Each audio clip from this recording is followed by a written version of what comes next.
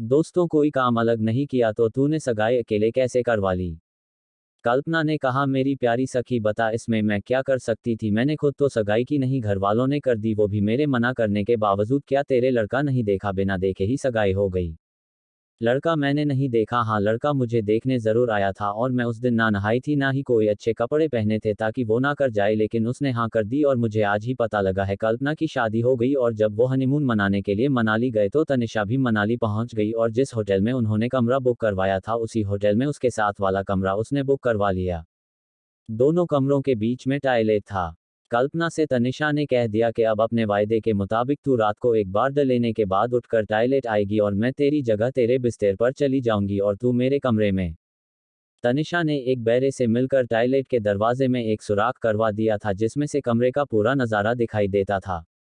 जब कल्पना सुहागरात मना रही थी तो सारा नज़ारा तनिषा टॉयलेट के दरवाजे से देखने लगी। सुनीते के होंठों को और मम्मों को चूसने से लेकर उसकी छत में रंग जाते हुए सभी कुछ तनिषा ऐसे देख रही थी जैसे ब्लू फिल्म देख रही हो और साथ साथ अपनी छत पर हाथ भी फेर रही थी क्योंकि कल्पना की चदाई हो रही हो और तनिषा की छत में खुजली ना हो, ऐसा तो हो ही नहीं सकता था। वो तो ना जाने कैसे ये बर्दाश्त कर रही थी कि कल्पना अकेले ही चदाई करवा रही है, नहीं तो उसकी मर्जी तो ये थी कि दोनों इकट्ठे ही चदाई करवाएंगी, चाहे एक ही से चाहे दोनों अपने अपने पति से, लेकिन एक ही कमरे में एक ही समय। लेकिन ना तो ऐसा होना मुमकिन था ना हुआ, लेकिन फिर भी तनिषा देख देख कर मजे ले रही थी। कल्पना को चोदने के बाद जब उसका पति सो गया तो कल्पना टॉयलेट में आ गई और तनिषा उसकी जगह पलंग पर जाकर लेट गई। पलंग पर लेटने से पहले उसने अपने सारे कपड़े उतार दिए थे क्योंकि जब कल्पना पलंग से उठकर आई तो वो गी थी, उसके पति ने उसे बिल्कुल गी करके चदा था। तनिषा ने अपना मुंह कल्पना के पति अनिश की ओर कर लिया और अपने हाथ उसकी छाती पर फेरने लगी। अनिश को पहली चदाई के बाद जब खुमारी टूटी तो उसने देखा कि कल्पना उसकी छाती पर हाथ फेर रही है, इसका मतलब है वो अभी और चाहती है। अनिश अपना हाथ उसके मम्मों पर रखकर उन्हें दबाने लगा। तनिषा पहले से ही गर्म हो रही थी कल्पना की चदाई देखकर, इसलिए वो बर्दाश्त ना कर सकी और अनिश से लिपट गई। अनिश ने अपने होंठ उसके होंठों पर रख दिए और उन्हें चूसने लगा। तनिषा भी बड़े जोश से उसके होंठ चूसने लगी। फिर अनिश ने उसके मम्मों को चूसना शुरू किया तो तनिषा के लिए रुकना मुश्किल हो गया, लेकिन वो कर भी क्या सकती थी, आज तो जो करना था अनिश को ही करना था। वो तो बोल भी नहीं सकती थी कि कहीं भेद ना खुल जाए। जल्दी ही अनिश उसके ऊपर आ गया और अपना रंग उसकी छत पर रगड़ने लगा। तनिषा की छत उछलने लगी तो अनिश ने अपना रंग उसकी छत में डाल दिया। तनिषा दर्द से तड़प उठी लेकिन अपने को रोके रखा कि कहीं अनिश को पता ना चल जाए कि ये कल्पना नहीं तनिषा है। धीरे धीरे दर्द कम होने लगा और मजा आने लगा। अब वो भी उछल उछल कर रगड़ लेने लगी।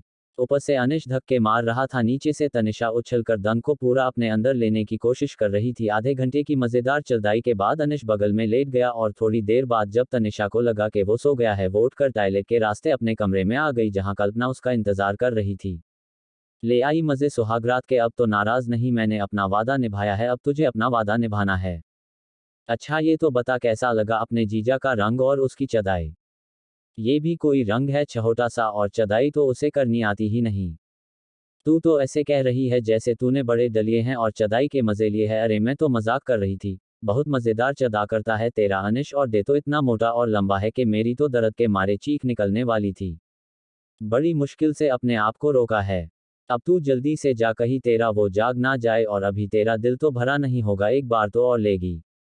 अब तू ले आई है और उसे क्या भैंसा समझा है कि जितनी भैंस आगे करते रहो वो बेचारा ऊपर चढ़ता रहेगा, चाहे उसका रंग आदमी को पकड़कर भैंस की छत में डालना पड़ता है।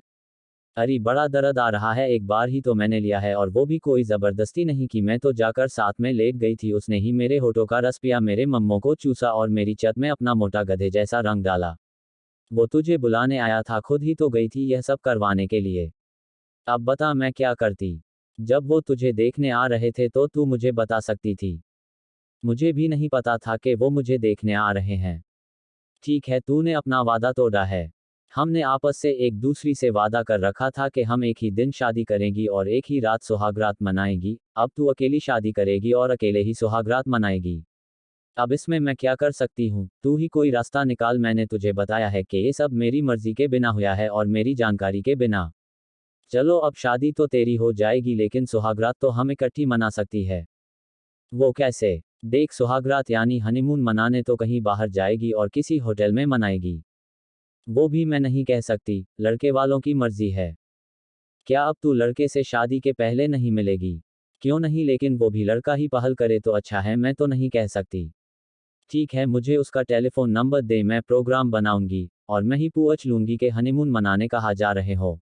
तो उससे क्या होगा अगर पता लग भी जाए कि कहाँ जा रहे हैं? यह मेरे पर छोड़ दे, तू देखती रह मैं क्या करती हूँ, लेकिन तुझे अपना वायदा याद है कि हम दोनों सुहागरात इकट्ठे मनाएगी? अरे बाबा याद है, और जैसे तू करना चाहे कर लेना, मुझे कोई एतराज नहीं।